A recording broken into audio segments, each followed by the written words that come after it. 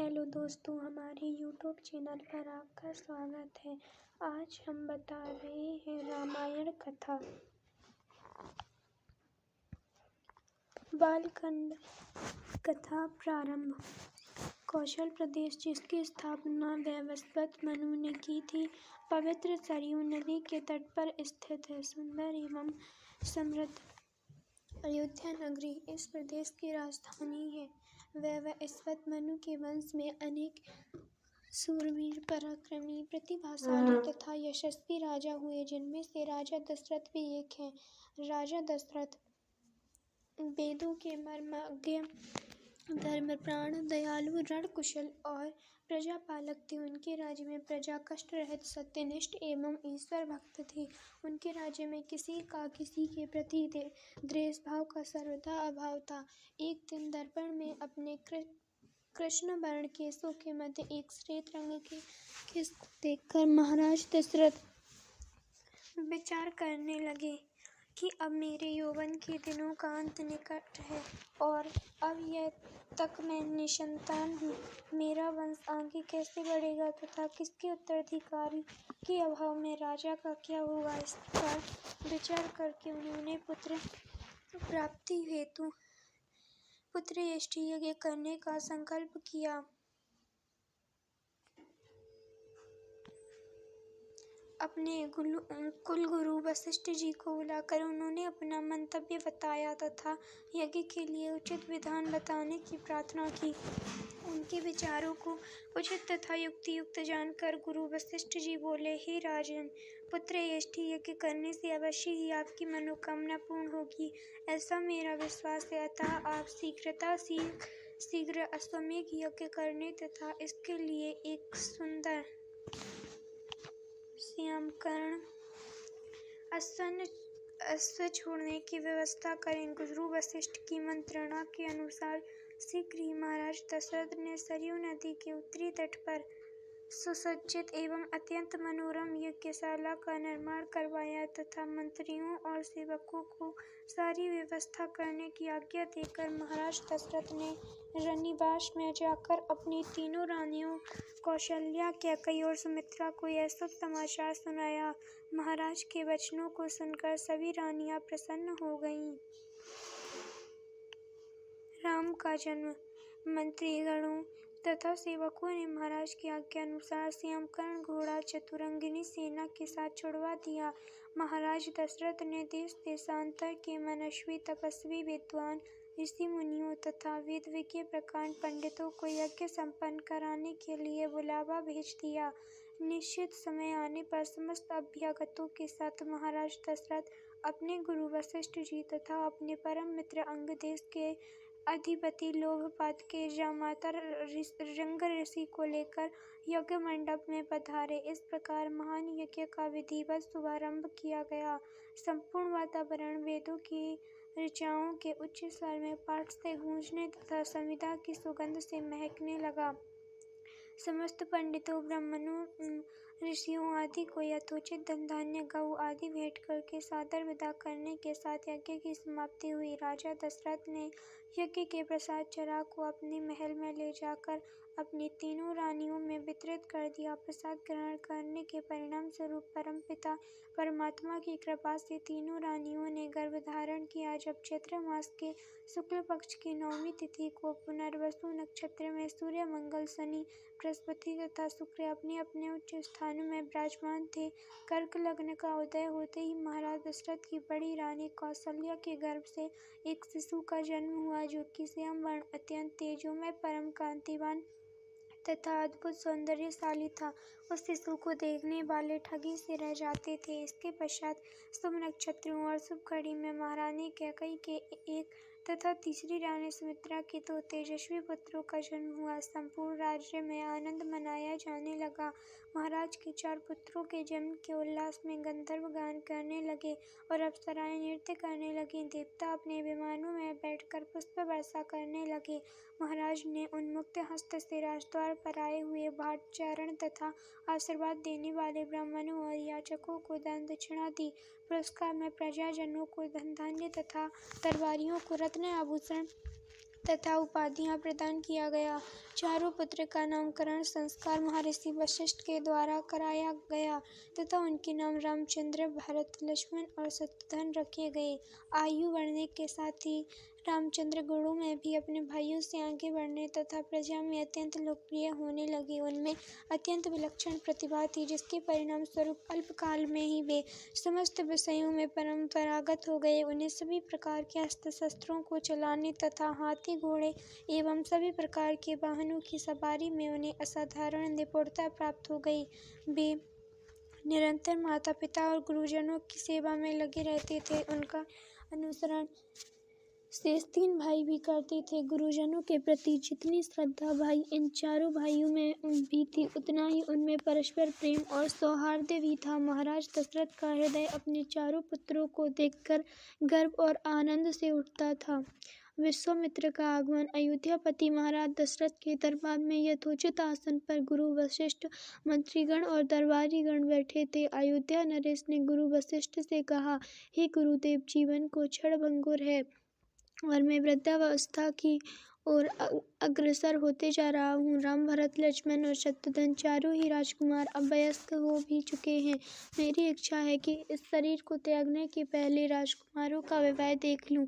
अतः आपसे निवेदन है कि इन राजकुमारों के लिए योग्य कन्याओं की खोज करवाएं। महाराज दशरथ की बात पूरी होते ही द्वारपाल ने ऋषि विश्वामित्र के आगमन की सूचना दी। स्वयं राजा दशरथ ने द्वार तक जाकर विश्वामित्र की अभ्यर्थना की और आदरपूर्वक उन्हें दरबार के अंदर ले आए तथा गुरु वशिष्ठ के पास ही आसन देकर उनका यथोचित सत्कार किया। कुशल क्षेम पूछने के पश्चात राजा दशरथ ने विनम्र वाणी में ऋषि विश्वामित्र से कहा, हे मुनिश्रेष्ठ, आपके दर्शन से मैं कृतार्थ हुआ तथा आपके चरणों की पवित्र धूलि से यह राज दरबार और संपूर्ण अयोध्यापुरी धन्य हो गई। अब कृपा करके आप अपने आने का प्रयोजन बताइए। किसी भी प्रकार की आपकी सेवा करके मैं स्वयं को अत्यंत भाग्यशाली समझूंगा। राजा के विनयपूर्ण वचनों को सुनकर मुनि विश्वामित्र बोले, हे राजन, आपने अपने कुल की मर्यादा के अनुरूप ही वचन कहे हैं। इक्ष्वाकु वंश के राजाओं की श्रद्धा भक्ति गौ, प्राण, ब्राह्मण और ऋषि मुनियों के प्रति सदैव ही रही है। मैं आपके पास एक विशेष प्रयोजन से आया हूँ। समझिए कि कुछ मांगने के लिए आया हूँ। यदि आप मुझे वांछित वस्तु देने का वचन दें तो मैं अपनी मांग आपके सामने प्रस्तुत करूँ। आपके वचन न देने की दशा में मैं बिना कुछ मांगे ही वापस लौट जाऊंगा। महाराज दशरथ ने कहा, हे ब्रह्म ऋषि, आप निसंकोच अपनी मांग रखें। संपूर्ण विश्व जानता है कि रघुकुल के राजाओं का वचन ही उनकी प्रतिज्ञा होती है। आप मांग तो मैं अपना शीश काटकर भी आपके चरणों में रख सकता हूँ। उनके इन वचनों से आश्वस्त ऋषि विश्वामित्र बोले, राजन, मैं अपने आश्रम में यज्ञ कर रहा हूँ। इस यज्ञ के पूर्णाहुति के समय मारीच और सुबाहु नाम के दो राक्षस आकर रक्त, मांस आदि अपवित्र वस्तुएं यज्ञ वेदी में फेंक देते हैं। इस प्रकार यज्ञ पूर्ण नहीं हो पाता। ऐसा भी अनेक बार कर चुके हैं। मैं उन्हें अपने तेज से श्राप देकर नष्ट भी नहीं कर सकता, क्योंकि यज्ञ करते समय क्रोध करना वर्जित है। मैं जानता हूँ कि आप मर्यादा का पालन करने वाले ऋषि मुनियों के हितैषी एवं प्रजावत्सल राजा हैं। मैं आपसे आपके जेठ पुत्र राम को मांगने के लिए आया हूँ, ताकि वह मेरे साथ जाकर राक्षसों से मेरे यज्ञ की रक्षा कर सके और मेरा यज्ञ अनुष्ठान निर्विघ्न पूरा हो सके। मुझे पता है कि राम आसानी के साथ उन दोनों का संहार कर सकते हैं, अतः केवल 10 दिनों के लिए राम को मुझे दे दीजिए। कार्य पूर्ण होते ही मैं उन्हें सकुशल आपके पास वापस पहुंचा दूंगा। विश्वामित्र की बात सुनकर राजा दशरथ को अत्यंत विषाद हुआ। ऐसा लगने लगा कि अभी वे मूर्छित हो जाएंगे। फिर स्वयं को संभालकर उन्होंने कहा, मुनिवर, राम अभी बालक है। राक्षसों का सामना करना उसके लिए असंभव नहीं होगा। आपके यज्ञ की रक्षा करने के लिए मैं स्वयं ही जाने को तैयार हूँ। विश्वामित्र बोले, राजन, आप तनिक भी संदेह न करें कि राम उनका सामना नहीं कर सकते। मैंने अपने योग बल से उनकी शक्तियों का अनुमान लगा लिया है। आप निसंक होकर राम को मेरे साथ भेज दीजिए। इस पर राजा दशरथ ने उत्तर दिया, हे मुनिश्रेष्ठ, राम ने अभी तक किसी राक्षस के माया प्रपंचों को नहीं देखा और उसे इस प्रकार के युद्ध का अनुभव भी नहीं। जब से उसने जन्म लिया है, मैंने उसे अपनी आंखों के सामने से कभी ओझल भी होने नहीं दिया।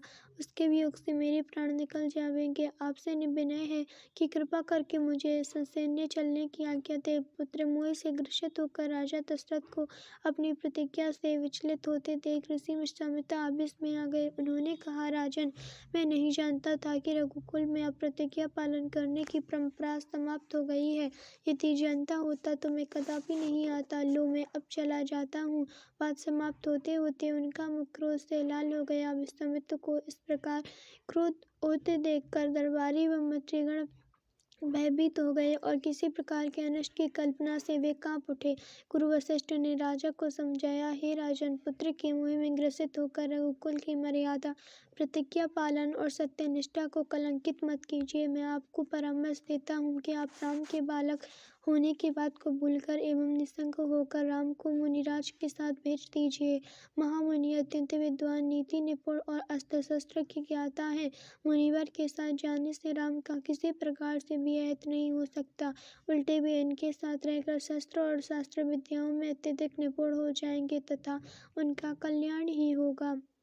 गुरु वशिष्ठ के वचनों से आश्वस्त होकर राजा दशरथ ने राम को बुला भेजा। राम के साथ साथ लक्ष्मण भी वहां चले आए। राजा दशरथ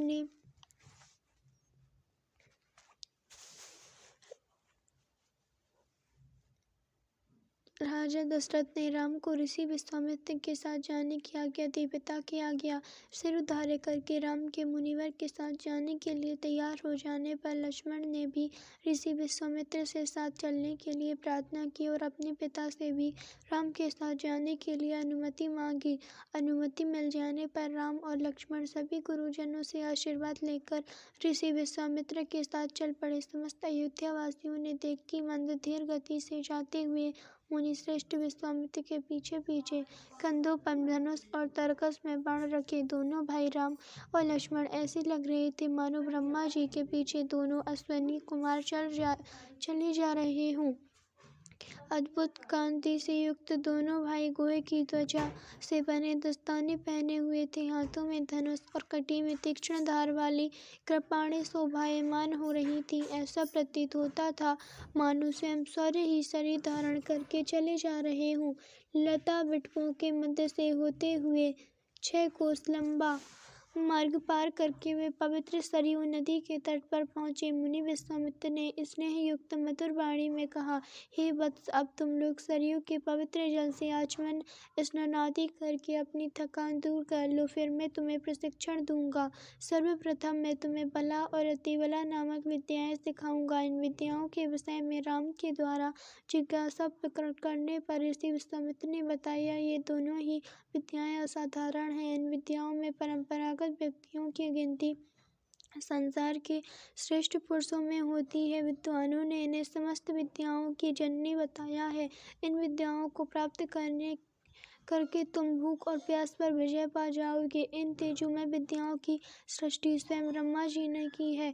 इन विद्याओं को पाने का अधिकारी समझकर मैं तुम्हें इन्हें प्रदान कर रहा हूँ। राम और लक्ष्मण के स्नान आदि से निवृत्त होने के पश्चात विश्वामित्र जी ने उन्हें इन विद्याओं की दीक्षा दी। इन विद्याओं के प्राप्त हो जाने पर तीनों ने सरयू तट पर ही विश्राम किया। गुरु की सेवा करने के पश्चात दोनों भाई तृण शैयाओं पर सो गए। कामदेव का आश्रम।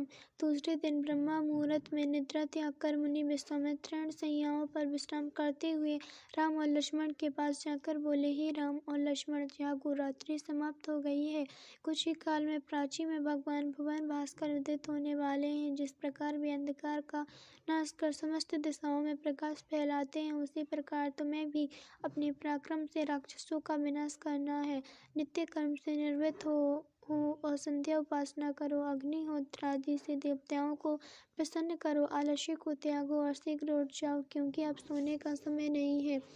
गुरु की आज्ञा प्राप्त होते ही दोनों भाइयों ने शैया त्याग दिया और नित्य कर्म एवं स्नान ध्यान आदि से निवृत्त होकर मुनिवर के साथ गंगा तट की ओर चल दिए। वे गंगा और सरयू के संगम, जहाँ पर ऋषि मुनियों तथा तपस्वियों के शांत व सुंदर आश्रम बने हुए थे, पर पहुँचे। एक अत्यधिक सुंदर आश्रम को देखकर रामचंद्र ने गुरु विश्वामित्र से पूछा, हे गुरुवर, यह परम रमणीक आश्रम किन महर्षि का निवास स्थान है? राम के प्रश्न के उत्तर में ऋषि विश्वामित्र ने बताया, हे राम, यह एक विशेष आश्रम है।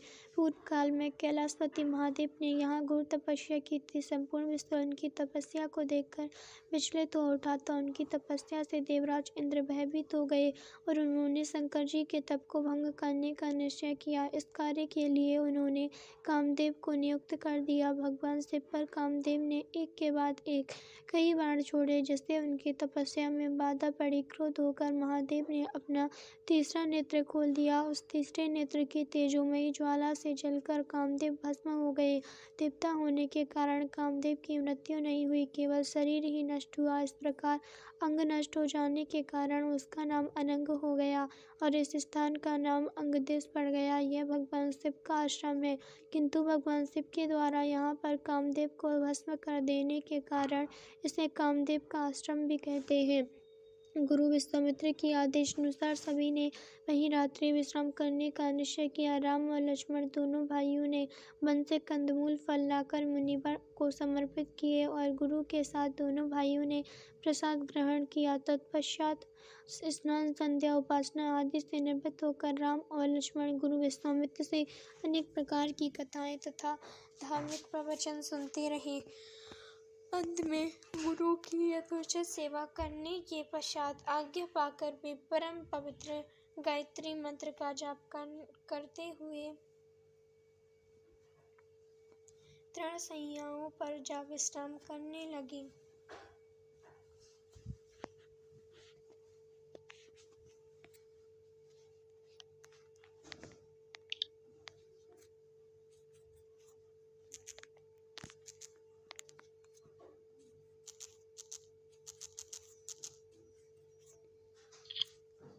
ताड़का वध।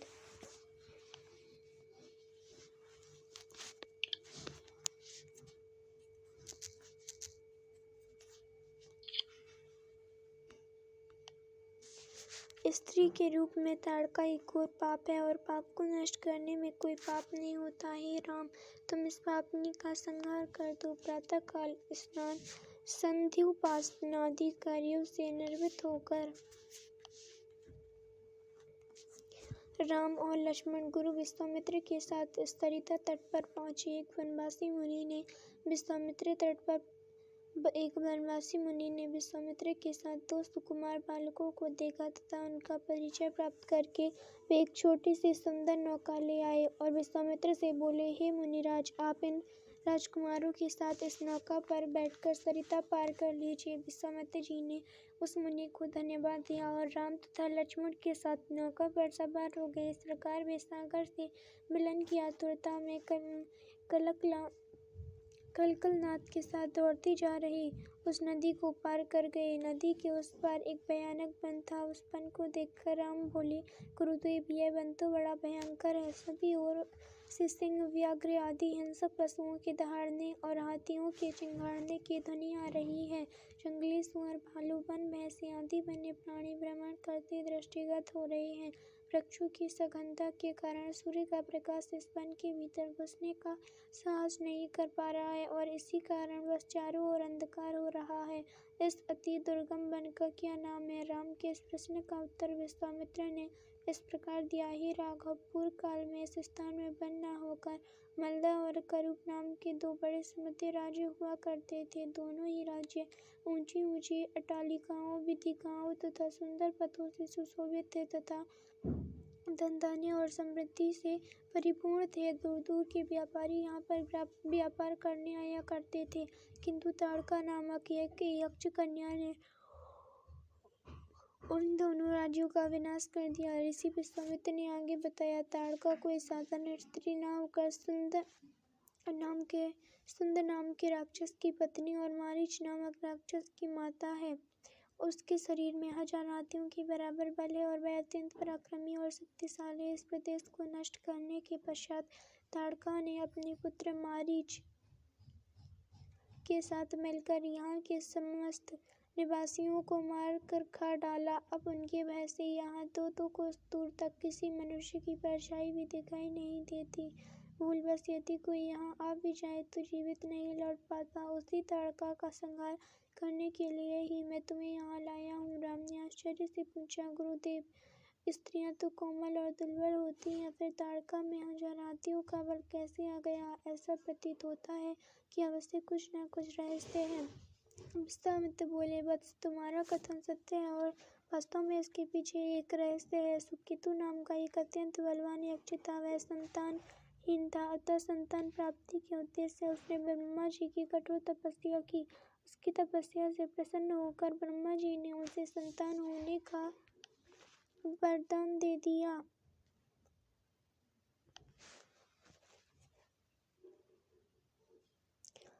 परिणाम स्वरूप ताड़का का जन्म हुआ। सुकेतु के द्वारा ताड़का के अत्यंत बली होने का वर मांगने पर ब्रह्मा जी ने उसके शरीर में 1000 हाथियों का बल दे दिया। विवाह योग्य आयु होने पर सुकेतु ने ताड़का का विवाह सुंद नामक राक्षस से कर दिया और उससे मारीच का जन्म हुआ। मारीच भी अपनी माता के समान बलवान और पराक्रमी था। वह सुंद राक्षस का पुत्र होकर भी स्वयं राक्षस नहीं था, किंतु बाल्यकाल में वह बहुत उपद्रवी था। ऋषि मुनियों के कारण कष्ट दिया करता था। उसके उपद्रवों से त्रस्त होकर एक दिन अगस्त्य मुनि ने उसे राक्षस हो जाने का श्राप दे दिया। अपने पुत्र की राक्षस गति प्राप्त हो जाने से सुंद अत्यंत क्रोधित हो गया और अगस्त्य मुनि को ऋषि को मारने दौड़ा। इस प्रकार अगस्त्य ऋषि ने श्राप देकर सुंद को तत्काल भस्म कर दिया। अपने पति की मृत्यु का बदला लेने के लिए ताड़का भी अगस्त्य मुनि ऋषि पर झपटी। इस प्रकार अगस्त्य ऋषि ने श्राप देकर ताड़का के सौंदर्य को नष्ट कर दिया और वह अत्यंत कुरूप हो गई। अपनी क्रूरता को देखकर और अपने पति की मृत्यु का बदला लेने के लिए ताड़का ने अगस्त्य मुनि के आश्रम को नष्ट करके का संकल्प किया है। अतः हे राम, मैं तुम्हें आज्ञा देता हूँ कि तुम ताड़का का वध करो। तुम्हारे अतिरिक्त इसका वध कोई भी नहीं कर सकता। अपने मन से यह विचार निकाल दो कि यह स्त्री है और स्त्री का वध मैं कैसे करूँ। स्त्री के रूप में यह एक घोर पाप है और पाप को नष्ट करने में कोई पाप नहीं होता। समस्त संशय को त्याग कर मेरी आज्ञा से तुम इस पापिनी का संहार कर दो। राम ने कहा, गुरुदेव, आपकी आज्ञा मुझे श्रोधार्य है। समस्त मानवों के कल्याण के लिए मैं अवश्य ही ताड़का का वध करूंगा। न कहकर राम ने अपने धनुष पर बाण रखकर उसकी प्रत्यंचा को कान तक खींचकर भयंकर टंकार किया। टंकार से उत्पन्न ध्वनि से समस्त वन प्रांत गुंजायमान हो उठा। वन्य प्राणी भयभीत होकर इधर उधर भागने लगे। इस प्रकार की अप्रत्याशित खलबली मची देखकर ताड़का क्रोध से भर उठी। धनुष ताने राम को देखते ही इस विचार से कि कोई अपरिचित कुमार उसके साम्राज्य पर आधिपत्य करना चाहता है, वह क्रोध से पागल हो गई। राम पर आक्रमण करने के लिए वह तीव्र गति से उन पर झपटी। ताड़का को अपनी ओर आते देख कर राम ने लक्ष्मण से कहा, हे सौमित्र, ताड़ के वृक्ष जैसी विशाल और विकराल मुख वाली इस राक्षसी का शरीर कितना कुरूप है।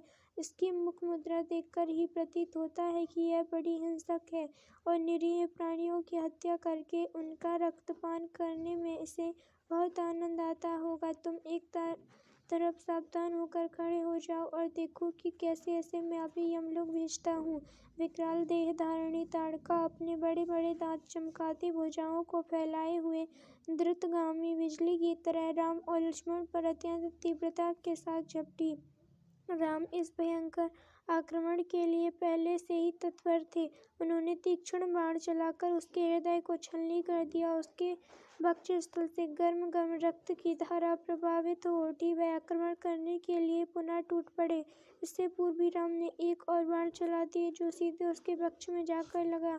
वह पीड़ा से चीखती हुई चक्कर खाकर भूमि पर गिर पड़ी और अगले ही क्षण उसके प्राण पखेरु उड़ गए। राम के इस रण कौशल और ताड़का की मृत्यु से ऋषि विश्वामित्र अत्यंत प्रसन्न हुए। उनके मुख से रामचंद्र के लिए आशीर्वचन निकलने लगे। गुरु की आज्ञा से वहीं पर सभी ने रात्रि व्यतीत किया। प्रातःकाल उन्होंने देखा कि ताड़का के आतंक से मुक्ति पा जाने के कारण उस वन की भयंकरता और विकरालता समाप्त हो चुकी है।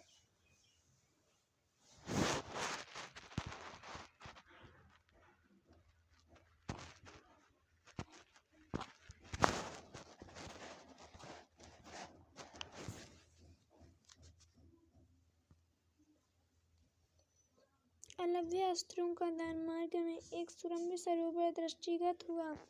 सरोवर के एक तट पर रुककर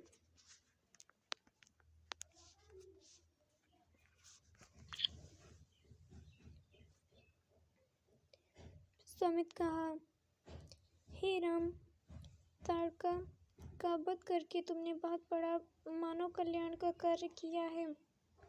मैं तुम्हारे इस कार्य, पराक्रम एवं चातुर्य से अत्यधिक प्रसन्न हूँ। मैं आज तुम्हें कुछ ऐसे दुर्लभ अस्त्र प्रदान करता हूँ जिनकी सहायता से तुम दुर्दमनीय देवताओं, राक्षसों, यक्षों, नागादिकों को भी परास्त कर सकोगे। ये दंड चक्र, धर्मचक्र, काल चक्र और इंद्र चक्र नामक अस्त्र हैं।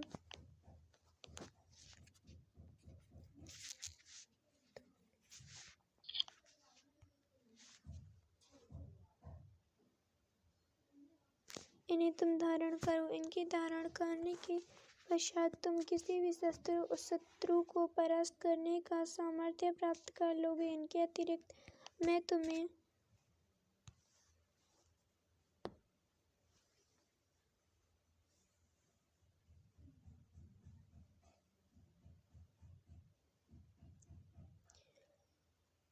विद्युत निर्मित वज्रास्त्र, शिवजी का शूल, ब्रह्मशिर, ऐसी और समस्त अस्त्रों से अधिक शक्तिशाली ब्रह्मास्त्र देता हूँ। इन्हें पाकर तुम तीनों लोकों में सर्वाधिक शक्ति संपन्न हो जाओगे। मैं तुम्हारी वीरता से इतना अधिक प्रसन्न हूँ कि तुम्हें प्रचंड मोदकी व शिखर नाम की गदाएं प्रदान करते हुए मुझे अत्यंत हर्ष हो रहा है। मैं तुम्हें सूखी और गीली दोनों ही प्रकार की आसनी व पिनाक के साथ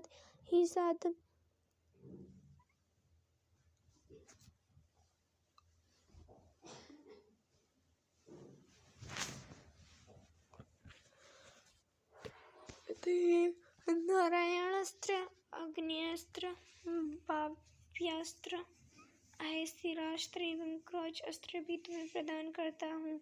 अस्त्रों के अतिरिक्त मैं तुम्हें कुछ पास भी देता हूँ जिनमें धर्मपास, कालपास एवं वरुणपास मुख्य हैं। इनके पासों के द्वारा तुम अत्यंत फुर्तीले शत्रु को भी बांधकर निष्क्रिय बनाने में समर्थ हो जाओगे। राम, कुछ अस्त्र ऐसे हैं जिनका प्रयोग असुर लोग करते हैं। नीति कहती है कि शत्रुओं को उनके शस्त्रास्त्रों से मारना चाहिए, इसलिए मैं तुम्हें अस्त्रों के द्वारा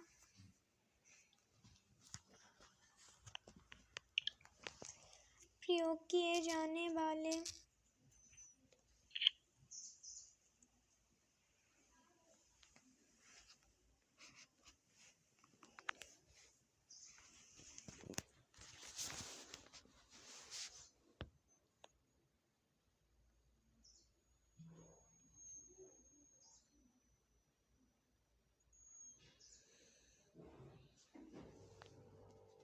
बाले, कंकाल, मूसल, घोर, कपाल और किंकणी नामक अस्त्र भी देता हूँ। कुछ अस्त्र का प्रयोग विद्याधर करते हैं। उनमें प्रधान अस्त्र है खड्ग, मोहन, प्रस्वपन, प्रशमन, सौम्य, वर्षण, संतापन, विलापन, मादनास्त्र, गंधर्वास्त्र, मानवास्त्र, पिशाचास्त्र, तामस और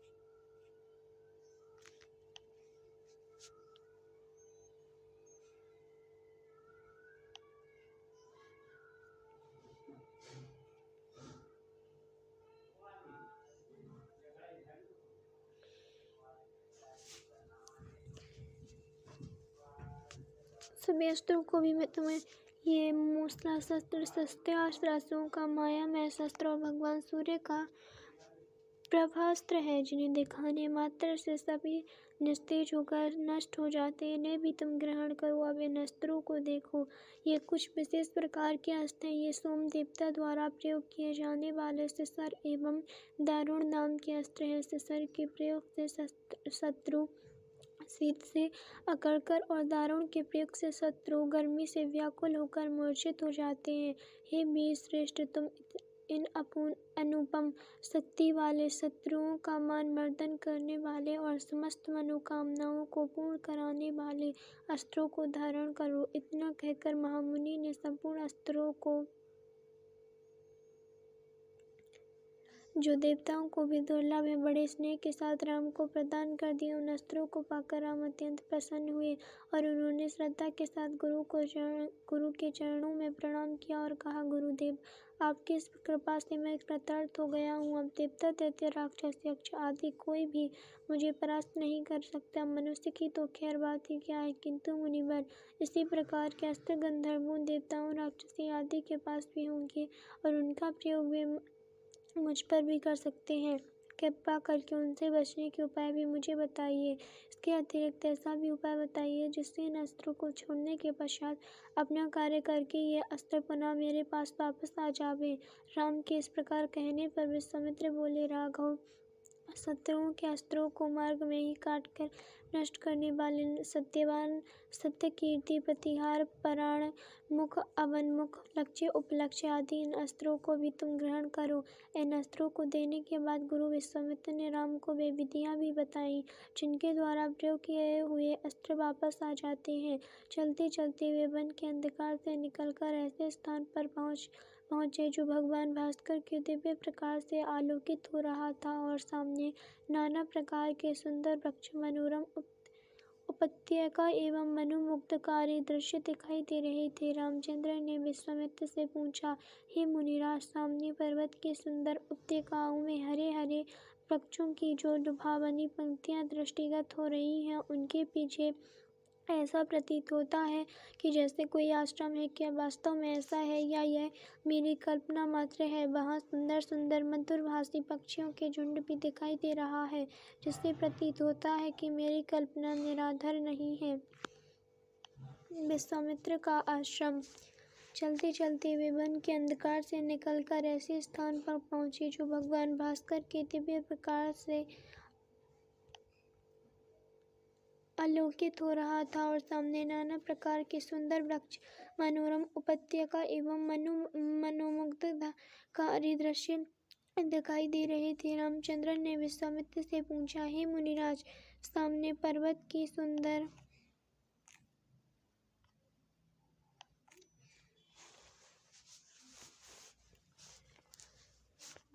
उपत्यकाओं में हरे हरे वृक्षों की जो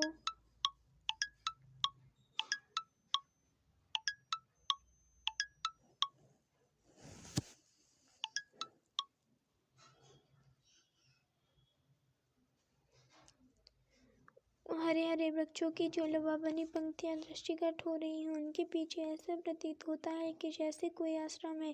क्या वास्तव में ऐसा है या मेरी कल्पना मात्र है? वहाँ सुंदर सुंदर मधुरभाषी पक्षियों के झुंड भी दिखाई दे रहे हैं, जिससे प्रतीत होता है कि मेरी कल्पना निराधार नहीं है। विश्वामित्र जी ने कहा, हे वत्स, यह वास्तव में आश्रम ही है और इसका नाम सिद्धाश्रम है। यह सुनकर लक्ष्मण ने पूछा, गुरुदेव, इसका नाम सिद्धाश्रम क्यों पड़ा? विश्वामित्र जी ने कहा, इस संबंध में भी एक कथा प्रचलित है। प्राचीन काल में बलि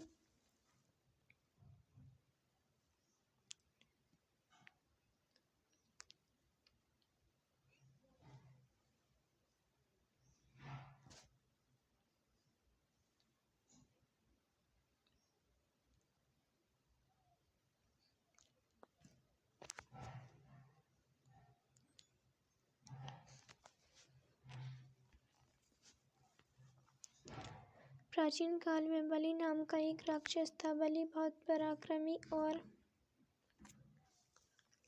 बलशाली था और समस्त देवताओं को पराजित कर चुका था। एक बार उसी बलि ने यहाँ पर एक महान यज्ञ का अनुष्ठान किया था। इस यज्ञ अनुष्ठान से उसकी शक्ति में और भी वृद्धि हो जाने वाली थी। इस बात को विचार करके देवराज इंद्र अत्यंत भयभीत हो गया। इंद्र समस्त देवताओं को साथ लेकर भगवान विष्णु के पास पहुंचा और उनकी स्तुति करने के पश्चात उनसे प्रार्थना की, हे त्रिलोकीनाथ, राजा बलि ने समस्त देवताओं को परास्त कर दिया है और अब वह एक विराट यज्ञ कर रहा है। वह महादानी और उदार हृदय राक्षस है। उसके द्वारा से कोई भी याचक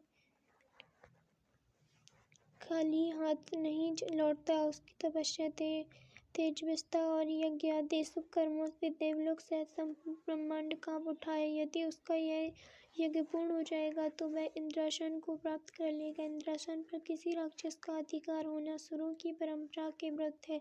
अतः हे लक्ष्मीपति, आपसे प्रार्थना है कि आप कुछ ऐसा उपाय करें कि उसका यज्ञ पूर्ण न हो पाए। उनकी इस प्रार्थना पर भगवान विष्णु ने कहा, आप सभी देवता निर्भय और निश्चित होकर अपने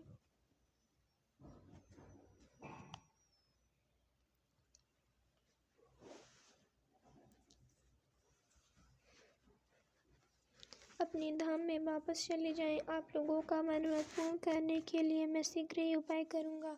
देवताओं के चले जाने के बाद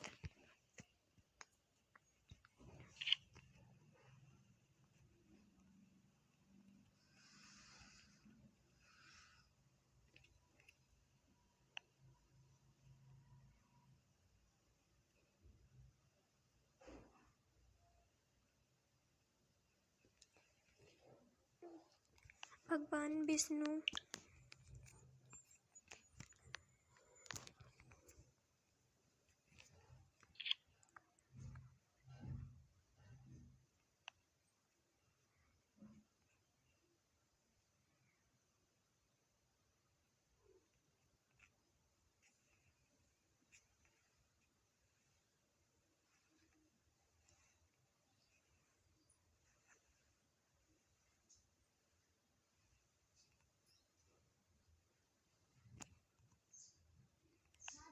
वामन पौन्य का रूप धारण करके वहां पहुंचे जहां पर बलि यज्ञ कर रहा था।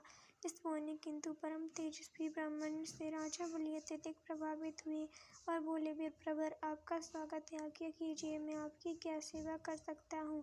बलि के इस तरह कहने पर वामन रूपधारी भगवान विष्णु ने कहा, राजन, मुझे बैठकर भगवान का भजन करने के लिए सिर्फ 2.5 चरण भूमि की आवश्यकता है। इस प्रकार राजा बलि ने प्रसन्नता पूर्वक वामन को 2.5 चरण भूमि नापने की अनुमति दे दी। अनुमति मिलते ही भगवान विष्णु ने विराट रूप धारण किया और एक चरण में संपूर्ण आकाश को और दूसरे चरण में पृथ्वी सहित पूरी पाताल को नाप लिया और पूछा, राजन, आपका समस्त राज्य तो मेरे 2 चरण में ही आ गई है। अब शेष आधा चरण में से मैं क्या नापूं। बलि के द्वारा से कभी भी कोई याचक खाली हाथ नहीं गया था। बलि इस याचक को भी निराश नहीं लौटने देना चाहता था। उसने कहा, हे ब्राह्मण, अभी मेरा शरीर बाकी, आप मेरे शरीर पर अपना आधा चरण रख दीजिए। इस पर भगवान विष्णु ने बलि को भी अपने आधे चरण में नाप लिया। बलि का यह दान इतना महान था कि बलिदान के नाम से विख्यात हो गया। भगवान विष्णु ने बलि की दानशीलता से प्रसन्न होकर उसे वरदान दिया कि यह स्थान सदा पवित्र माना जाएगा, सिद्धाश्रम कहलाएगा और यहाँ तपस्या करने वाले को शीघ्र समस्त सिद्धियाँ प्राप्त होंगी। उसी समय से यह स्थान सिद्धाश्रम के नाम से विख्यात है और बहुत से ऋषि मुनि यहाँ तपस्या करके मुक्ति लाभ करते हैं। मेरे स्वयं का आश्रम भी इसी स्थान पर है। मैं यहीं बैठकर अपना यज्ञ संपन्न करना चाहता हूँ। जब मैंने यज्ञ प्रारंभ किया तब तक राक्षसों ने उसमें बाधा डाली है और उसे भी पूर्ण नहीं होने दिया। अब तुम आ गए हो और मैं निश्चित होकर यज्ञ पूरा कर सकूंगा। इस प्रकार की बातें करते हुए विश्वामित्र ने राम और लक्ष्मण के साथ अपने आश्रम में पदार्पण किया। वहां रहने वाले समस्त ऋषि मुनियों और उनके शिष्यों ने उनका स्वागत सत्कार किया। राम ने विनीत स्वर में गुरु विश्वामित्र से कहा, मुनिराज, आप आज यज्ञ का शुभारंभ कीजिए। मैं आपको विश्वास दिलाता हूँ कि मैं आपके यज्ञ की रक्षा करते हुए इस पवित्र प्रदेश को राक्षसों से मुक्त कर दूंगा। राम के इन वचनों को सुनकर विश्वामित्र यज्ञ सामग्री एकत्रित करने में जुट गए। मारीच और सुबाहु का वध। दूसरे दिन ब्रह्मा मुहूर्त में उठकर तथा नित्य कर्म और संध्या उपासना आदि निर्वृत्त होकर राम और लक्ष्मण गुरु विश्वामित्र के पास जाकर बोले, गुरुदेव, कृपा करके हमें यह बताइए कि राक्षस यज्ञ में विघ्न डालने के लिए किस समय आते हैं। यह हम इसलिए जानना चाहते हैं कि कहीं ऐसा ना हो कि हमारे अनजाने में ही भी आकर उपद्रव मचाने लगे। दशरथ के वीर पुत्रों के इन उत्साह भरे इन वचनों को सुनकर वहां पर उपस्थित समस्त ऋषि मुनि अत्यंत प्रसन्न हुए और बोले, हे रघुकुल भूषण राजकुमारों, यज्ञ की रक्षा करने के लिए तुमको आज से 6 दिनों तक रात्रियों तक पूर्ण रूप से सावधान मुद्रा में और सजग रहना होगा। इन 6 दिनों में विश्वामित्र जी मौन होकर यज्ञ करेंगे। इस समय भी तुम्हारे किसी भी प्रश्न का उत्तर नहीं देंगे, क्योंकि वे यज्ञ की दीक्षा ले चुके हैं। सूचना पाकर राम और लक्ष्मण दोनों भाई अपने समस्त शस्त्रास्त्रों से सुसज्जित होकर यज्ञ की रक्षा में तत्पर हो गए। 5 दिन और 5 रात्रि तक भी निरंतर बिना किसी विश्राम की सतर्कता के साथ यज्ञ की रक्षा करती रहे, किंतु इस अवधि में किसी भी प्रकार की विघ्न बाधा नहीं आई। छठवें दिन राम ने लक्ष्मण से कहा, भाई सौमित्र, यज्ञ का आज अंतिम दिन है और उपद्रव करने के लिए राक्षसों के आने की पूर्ण संभावना है। आज हमें विशेष रूप से सावधान रहने की आवश्यकता है। तनिक भी असावधानी से मुनिराज का यज्ञ और हमारे परिश्रम निष्फल और निरर्थक हो सकते हैं। राम ने लक्ष्मण को अभी सचेष्ट किया ही था कि यज्ञ सामग्री चमक संहिता आदि अपने आप भभक उठे। आकाश से ऐसी ध्वनि आने लगी जैसे मेघ गरज रहे हों और सैकड़ों बिजलियां तड़क रही हों। इसके पश्चात मारीच और सुबाहु की राक्षसी सेना रक्त, मांस, मज्जा, अस्थियों आदि की वर्षा करने लगी। रक्त गिरते देखकर राम ने उपद्रवकारियों पर एक खोजपूर्ण दृष्टि डाली। आकाश में मायावी राक्षसों की सेना को देखकर राम ने लक्ष्मण से कहा, लक्ष्मण, तुम धनुष पर सर संधान करके सावधान हो जाओ। मैं मानव अस्त्र चलाकर इन महापापियों की सेना का विनाश किए देता हूँ। यह कहकर राम ने असाधारण फुर्ती और कौशल का प्रदर्शन करते हुए उन पर मानवास्त्र छोड़ा। मानवास्त्र आंधी के वेग से जाकर मारीच की छाती में लगा और वह उसकी वेग के कारण होकर 100 योजन अर्थात 400 कोस दूर समुद्र में जा गिरा। इसके पश्चात राम ने आकाश में अग्नियास्त्र फेंका, जिससे अग्नि की एक भयंकर ज्वाला प्रफुल्लित हुई और उसने सुबाहु को चारों ओर से आवृत कर लिया। इस अग्नि की ज्वाला ने क्षण भर में उस महापापी को जलाकर भस्म कर दिया। जब उसका जला हुआ शरीर पृथ्वी पर गिरा तो एक बड़े जोर का धमाका हुआ। उसके आघात से अनेक वृक्ष टूटकर भूमि पर गिर पड़े। मारीच और सुबाहु पर आक्रमण समाप्त होकर के राम ने बचे खुचे राक्षसों का नाश करने के लिए वायव्य नामक अस्त्र छोड़ा दिया। उस अस्त्र के प्रहार से राक्षसों की विशाल सेना के वीर मर कर ओलों की भांति भूमि पर गिरने लगे।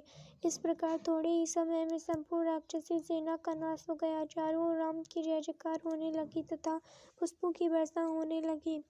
निर्विघ्न यज्ञ समाप्त करके मुनि विश्वामित्र यज्ञ वेदी से उठे और राम को हृदय से लगाकर बोले, हे रघुकुल कमल, तुम्हारे भूभजल के प्रताप और युद्ध कौशल से आज मेरा यज्ञ सफल हुआ। उपद्रवी राक्षसों का विनाश करके तुमने वास्तव में आज सिद्धाश्रम को कृतार्थ कर दिया। नुस यज्ञ के लिए प्रस्थान।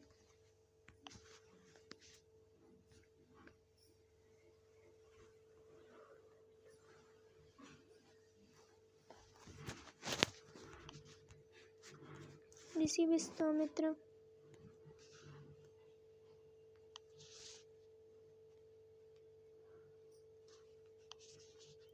ने बताया, हे राम, जनक मिथिलापुरी के राजाओं की उपाधि है जो चिरकाल से चली आ रही। दूसरे दिन राम और लक्ष्मण अपने नित्य कर्मों और संध्योन बंधन आदि से निवृत्त हुए और प्रणाम करने के उद्देश्य से गुरु विश्वामित्र के पास पहुँचे।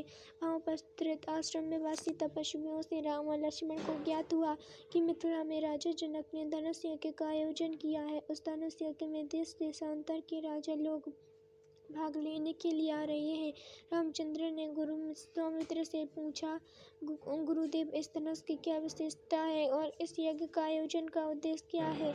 ऋषि विश्वामित्र ने बताया, हे राम, जनक मिथिलापुरी के राजाओं की उपाधि चिरकाल से चली आ रही है। प्राचीन काल में किसी समय देवव्रत नामक पूर्व पुरुष ने बड़ी निष्ठा और श्रद्धा के साथ यज्ञ किया था, जिसमें उसने देवताओं को भी आमंत्रित किया था। देवताओं ने देवव्रत के इस यज्ञ से प्रसन्न होकर उसे पिनाक नाम का धनुष प्रदान किया था। यह धनुष अत्यंत सुंदर, भव्य और गरिमामय है और साथ ही साथ यह बहुत भारी और शक्तिशाली भी है। बड़े बड़े बलवान, पराक्रमी और रणकुशल योद्धा तथा शूरवीर इस पर प्रत्यंचा चढ़ाना तो दूर, इसे उठा भी नहीं सकते। अपने एकमात्र रूपवती एवं लावण्यमयी कन्या सीता के स्वयंवर के लिए मिथिला नरेश ने प्रतिज्ञा की है कि जो भी पराक्रमी वीर राजकुमार या राजा इस धनुष पर प्रत्यंचा चढ़ा देगा, उसके साथ वे अपनी कन्या का विवाह कर देंगे। अनेक देशों के राजा एवं राजकुमार भारी संख्या में इस यज्ञ में भाग लेने के लिए मिथिलापुरी पहुंच रहे हैं।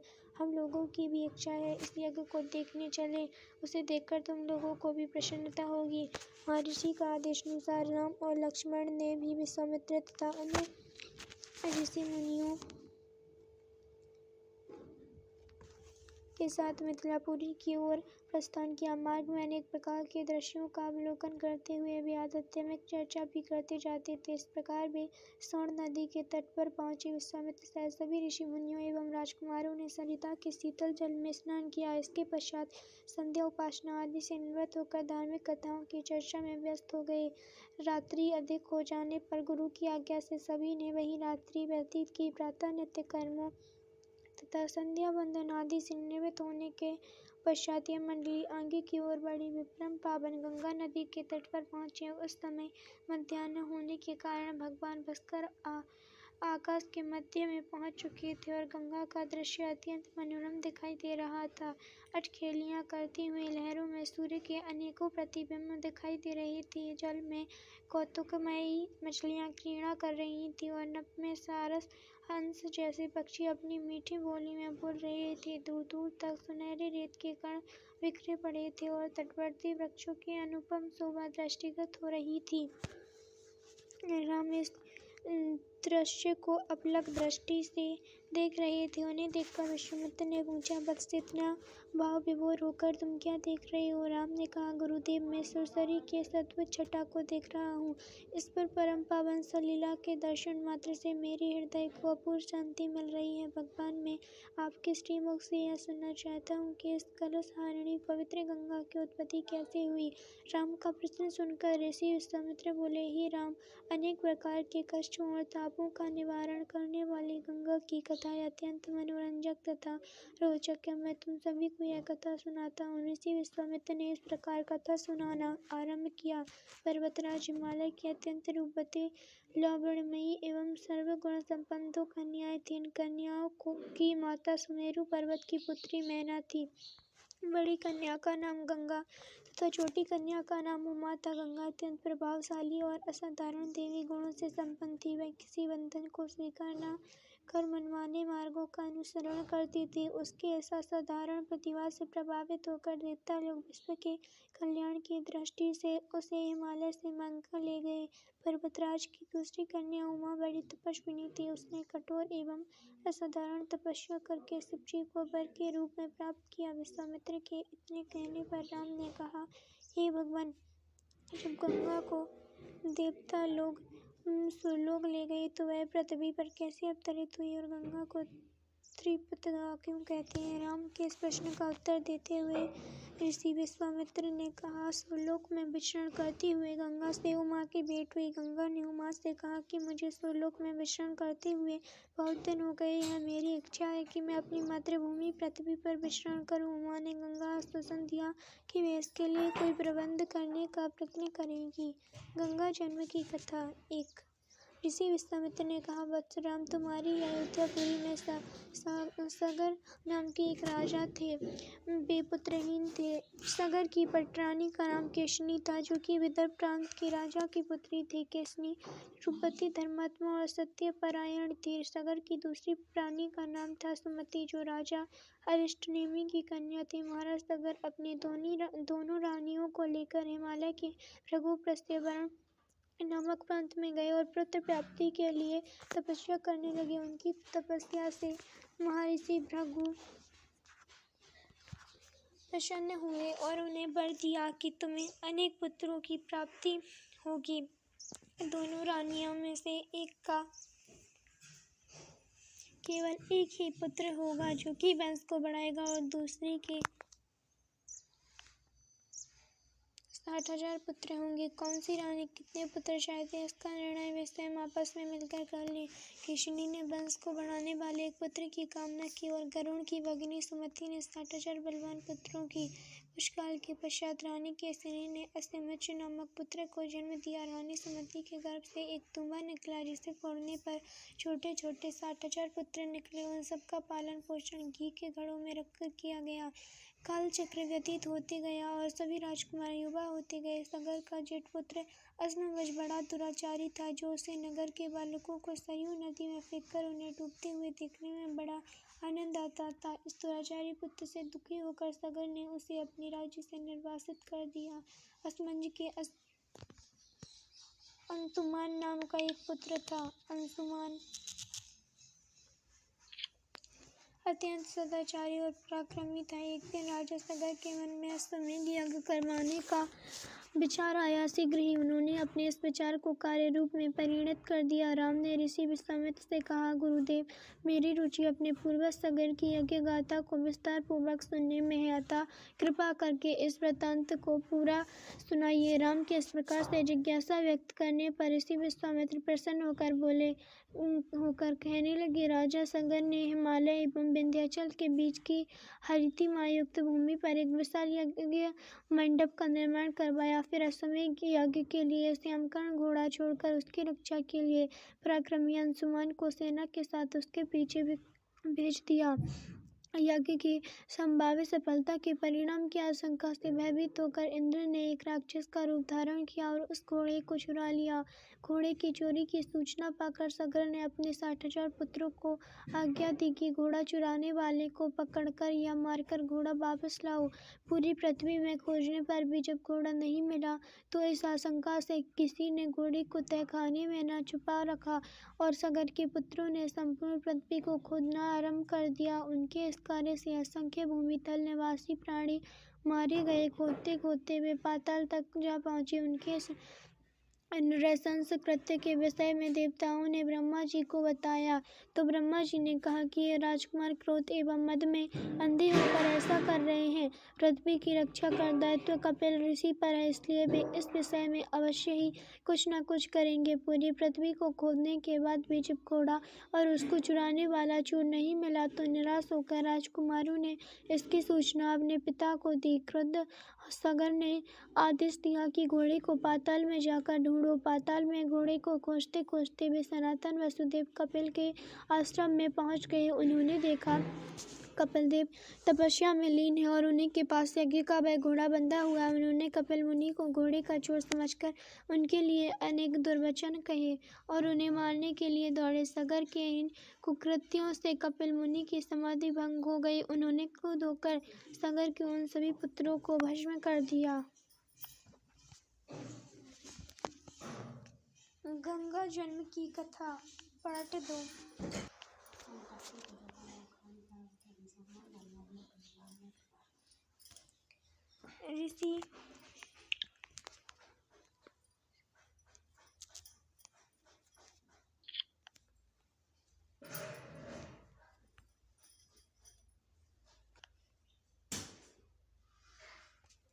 ऋषि विश्वामित्र ने आगे कहा, बहुत दिनों तक अपने पुत्रों की सूचना नहीं मिलने पर महाराज सगर ने अपने तेजस्वी पुत्र अंशुमान को अपने पुत्रों तथा घोड़े का पता लगाने के लिए आदेश दिया। वीर अंशुमान शस्त्रास्त्रों से सुसज्जित होकर अपने चाचाओं के द्वारा बनाए गए मार्ग से पाताल की ओर चल पड़ा। मार्ग में मिलने वाले पूजनीय ऋषि मुनियों का यथोचित सम्मान करके अपने लक्ष्य के विषय में पूछता हुआ उस स्थान तक पहुंच गया जहां पर उसके चाचाओं के भस्मीभूत शरीर की राख पड़ी थी और पास ही यज्ञ का घोड़ा चल रहा था। अपने चाचाओं के भस्मीभूत शरीरों को देखकर उसे अत्यंत क्षोभ हुआ। उसने उनका तर्पण करने के लिए जलाशय की खोज की, किंतु उसे कोई भी जलाशय दृष्टिगत नहीं हुआ।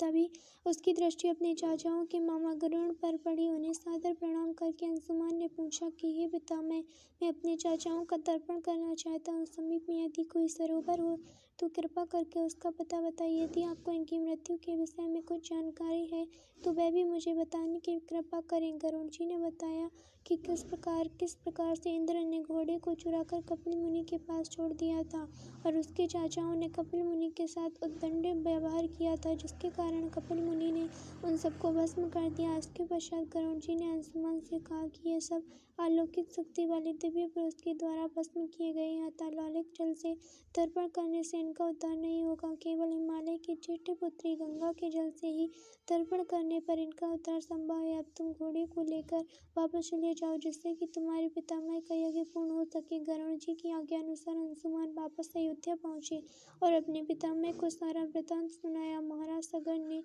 दुखी मन से यज्ञ पूरा किया। वे अपने पुत्रों के उद्धार करने के लिए गंगा को पृथ्वी पर लाना चाहते थे, पर ऐसा करने के लिए उन्हें कोई भी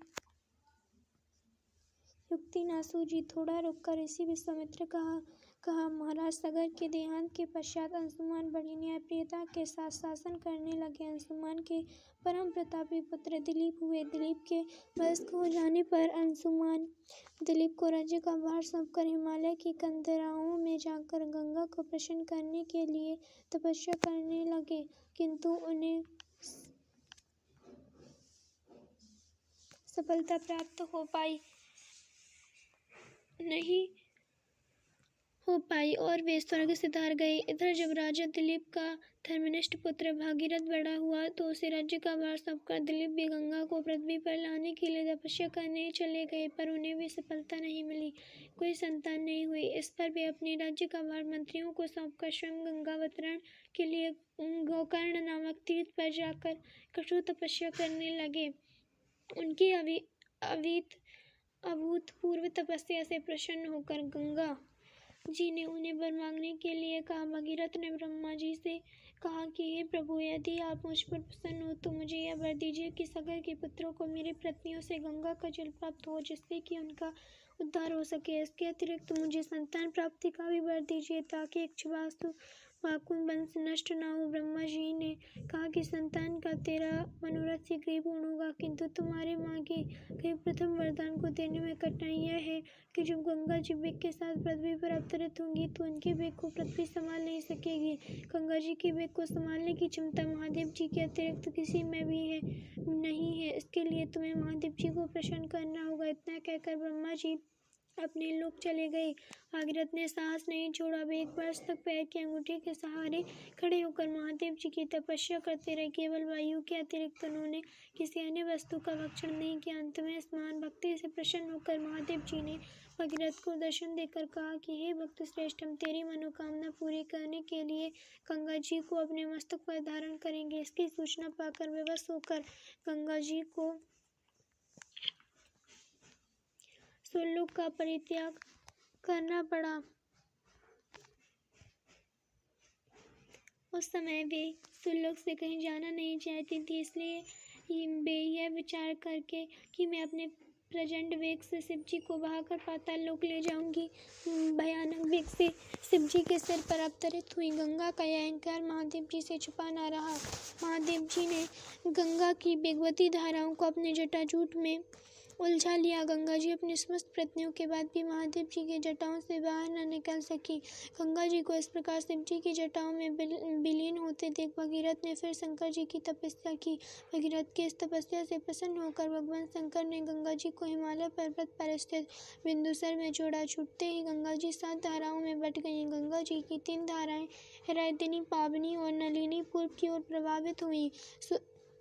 सुचक्षु, सीता और सिंधु नाम की 3 धाराएं पश्चिम की ओर वहीं और 7वीं धारा महाराज भगीरथ के पीछे पीछे चली। जिधर जिधर भगीरथ जाते थे उधर उधर ही गंगा जी जाती थी। स्थान स्थान पर देव, यक्ष, किन्नर, ऋषि मुनि आदि उनके स्वागत के लिए एकत्रित हो रहे थे। जो भी उस जल का स्पर्श करता था, भाव बाधाओं से मुक्त हो जाता था। चलते चलते गंगा जी उस स्थान पर पहुंचे जहाँ ऋषि जयस्वी यज्ञ कर रहे थे। गंगा जी अपने वेग से उनकी यज्ञशाला को संपूर्ण सामग्री के साथ बहाकर ले जाने लगे। इससे ऋषि को बहुत क्रोध आया और उन्होंने क्रुद्ध होकर गंगा का सारा जल पी लिया। यह देखकर समस्त ऋषि मुनियों को बड़ा विस्मय हुआ और वे गंगा जी को मुक्त करने के लिए उनकी स्तुति करने लगे। उनकी स्तुति से प्रसन्न होकर जहनु ऋषि ने गंगा जी को अपने कानों से निकाल दिया और उन्हें अपनी पुत्री के रूप में स्वीकार कर लिया। तब से गंगा जाह्नवी कहलाने लगी। इसके पश्चात वे भगीरथ के पीछे चलते चलते समुद्र तक पहुंच गईं और वहां से सगर के पुत्रों का उद्धार करने के लिए रसातल में चली गईं। उनके जल के स्पर्श वशीभूत हुए।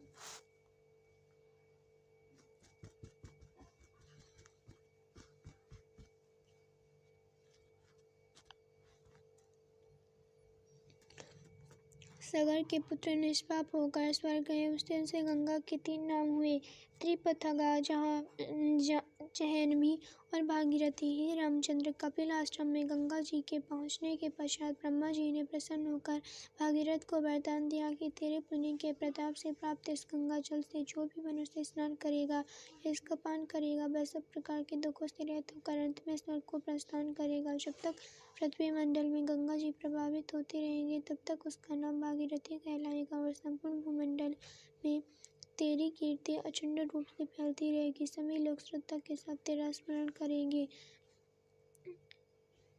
यह कहकर ब्रह्मा जी अपने लोक को लौट गए। भागीरथ ने पुनः अपने पितरों को जलांजलि दी। कथा